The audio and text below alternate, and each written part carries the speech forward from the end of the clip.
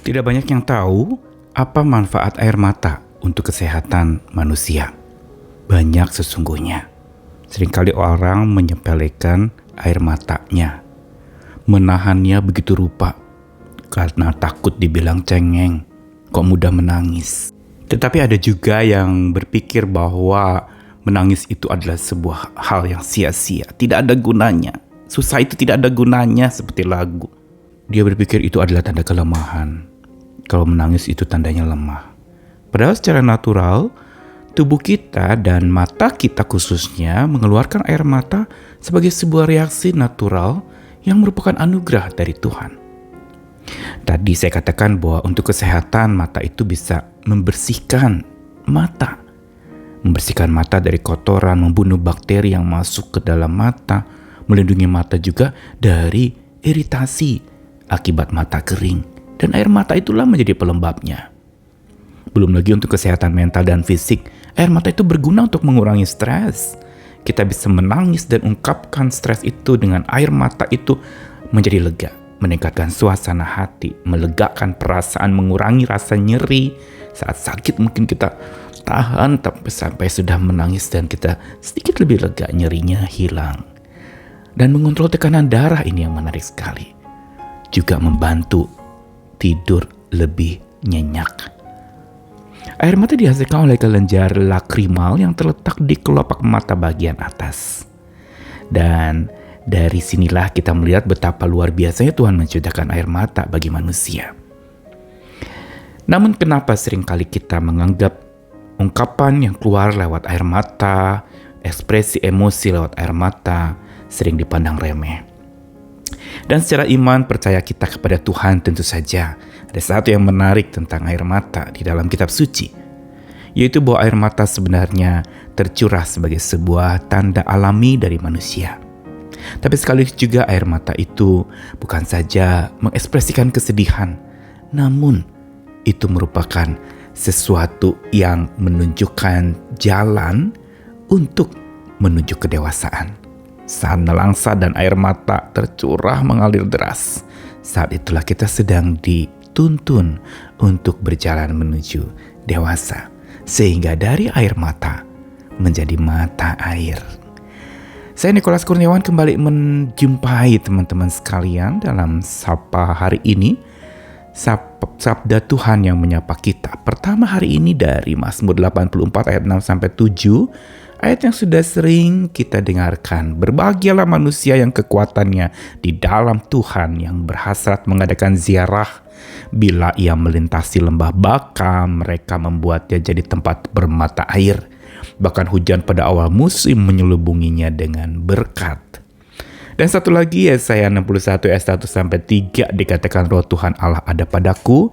Oleh karena Tuhan telah mengurapi aku, Dia telah mengutus aku untuk menyampaikan kabar baik pada orang-orang sengsara, merawat orang-orang yang remuk hati, memberitakan pembebasan pada orang-orang tawanan, dan kepada orang-orang yang terkurung kelepasan dari penjara, untuk memberitakan tahun rahmat Tuhan dan hari pembalasan Allah kita, dan untuk menghibur semua orang berkabung, untuk mengaruniakan kepada mereka perhiasan kepala ganti abu, minyak untuk pesta ganti kain kabung, nyanyi puji-pujian ganti semangat yang pudar, supaya orang menyebutkan mereka pohon terbantin kebenaran, tanaman Tuhan untuk memperlihatkan keagungan Tuhan. Dua bagian firman Tuhan yang dibacakan ini, khususnya pertama tadi dari Mazmur, mau mengingatkan kepada setiap kita bahwa untuk membuat air mata kita menjadi mata air itu adalah karena ada kekuatan di dalam Tuhan.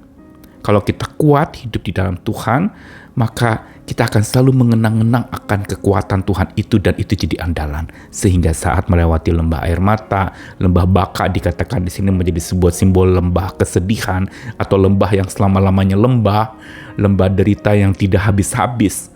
Di sini dikatakan bila orang yang kekuatannya di dalam Tuhan dan melintasi lembah kesedihan, mereka membuat lembah itu jadi tempat bermata air. Perhatikan, air mata yang tercurah di lembah kesedihan itu jadi mata air.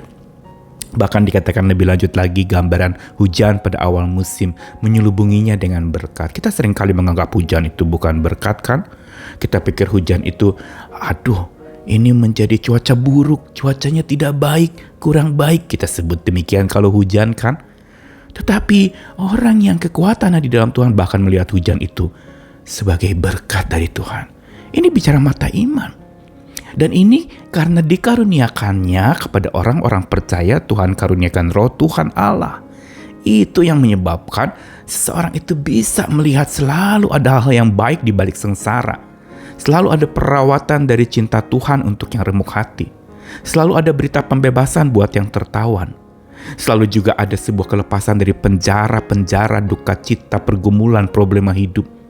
Dan juga bakal ada tahun rahmat Tuhan dan hari pembalasan Tuhan serta penghiburan untuk yang berkabung. Dan masih panjang lagi dikatakan memberi perhiasan kepala ganti abu, minyak untuk pesta ganti kain kabung, dan pujian ganti semangat yang pudar. Ini semua mau menggambarkan kepada kita satu hal yang penting sekali untuk bagaimana supaya air mata kita tidak tercurah sia-sia tetapi menjadi mata air kehidupan. Mata air yang penuh dengan kesaksian lewat air mata kesedihan yang kita alami. Saya tidak tahu apa yang menyebabkan saudara sedih. Mungkin ada juga yang menghindari sedih itu, menutupi begitu rupa karena merasa kesedihan itu sebuah aib. Tidak. Jangan juga anggap air mata sebagai sebuah kecengengan kita. Gitu aja menangis. Atau tanda kelemahan kita. Bukan. Air mata tadi ada khasiat yang luar biasa untuk jiwa manusia. Dan yang mau saya sampaikan hari ini mau mengatakan kepada teman-teman bahwa air mata karena kematian itu bisa jadi mata air yang menghidupkan. Karena itu perkabungan bagi orang percaya. Bukan perkabungan yang berlama-lama dan larut di dalamnya. Menangis boleh terus, gak apa-apa. Tapi kita mengimani dan mengamini bahwa air mata yang kita curahkan itu tidak sia-sia. Air mata cinta karena orang yang meninggalkan kita itu sudah bersama dengan Tuhan. Air mata kesedihan karena perpisahan itu. Tapi satu saat kelak kita akan berjumpa bukan di surga yang mulia. Dan air mata karena kematian itu akan jadi mata air yang menghidupkan bila kita sadar oleh tuntunan roh Allah yang tadi dikatakan di dalam Yesaya.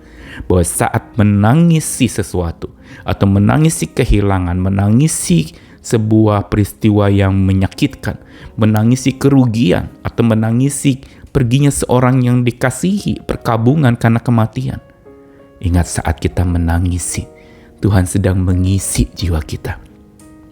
Saat kita crying, Tuhan sedang feeling, mengisi jiwa kita. Sekaligus dia juga feeling. Dia merasakan dan dia mengisi jiwa kita. Sehingga nelangsa kita berubah jadi dewasa. Nelangsa kita merupakan pintu untuk kita menuju pada kedewasaan.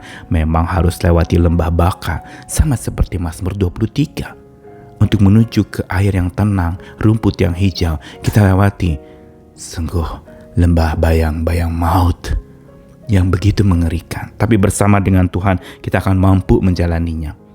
Mari saat kita menangis, curahkan air mata, entah engkau laki-laki atau perempuan. Air mata itu banyak menyembuhkan jiwa kita.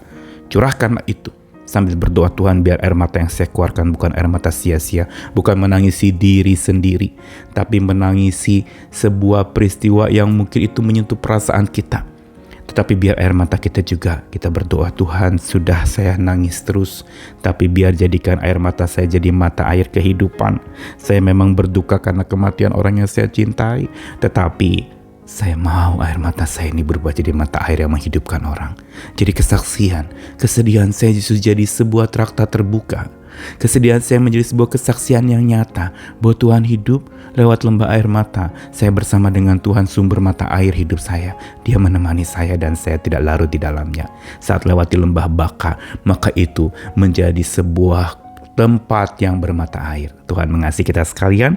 Selamat berjalan lagi bersama dengan Tuhan. Orang yang menabur dengan air mata akan menuai dengan sorak-sorai. Dari ratapan jadi harapan. Tuhan mengasihi kita sekalian. Amin.